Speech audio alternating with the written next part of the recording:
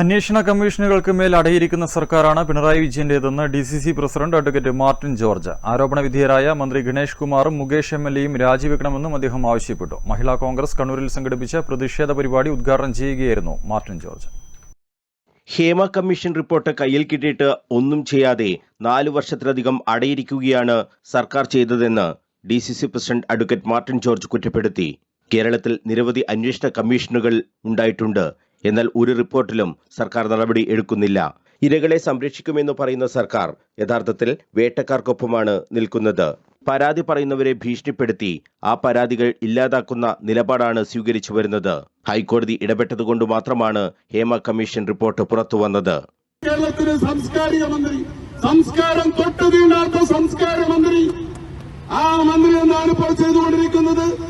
ഇത്തരത്തിലുള്ള റിപ്പോർട്ട് കിട്ടി. ആ റിപ്പോർട്ടിൽ വളരെ വ്യക്തമായ റിപ്പോർട്ടിൽ സൂചിപ്പിക്കപ്പെട്ടിട്ടുണ്ട് എന്തൊക്കെയാണ് സംഭവിച്ചത് എന്ന്.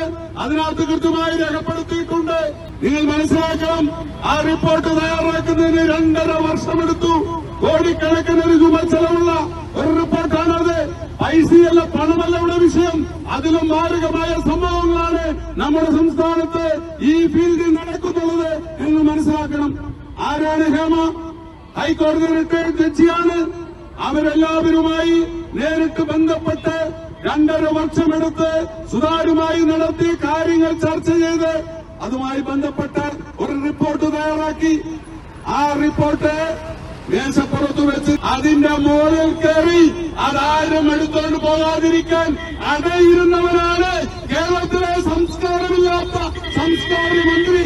ആരോപണ വിധേയരായ മന്ത്രി KB ഗണേഷ് കുമാറും മുകേഷ് MLAയും രാജിവെക്കണമെന്നും മാർട്ടിൻ ജോർജ് ആവശ്യപ്പെട്ടു. ഹേമ കമ്മിറ്റി റിപ്പോർട്ട് പൂഴ്ത്തിയതിനെതിരെയും ആരോപണ വിധേയരായ മന്ത്രി ഗണേഷ് കുമാറും മുകേഷ് MLAയും രാജിവെക്കണമെന്നും ആവശ്യപ്പെട്ട് മഹിളാ കോൺഗ്രസ് കണ്ണൂരിൽ നടത്തിയ പ്രതിഷേധ ജാഥ ഉദ്ഘാടനം ചെയ്ത് സംസാരിക്കുകയായിരുന്നു മാർട്ടിൻ ജോർജ്.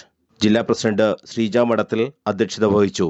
സംസ്ഥാന vice president Rajani Ramanand, EP Shyamala, Athayi Padmini, TC Priya, KP Vasantha തുടങ്ങിയവർ സംസാരിച്ചു. News bureau, Kannur.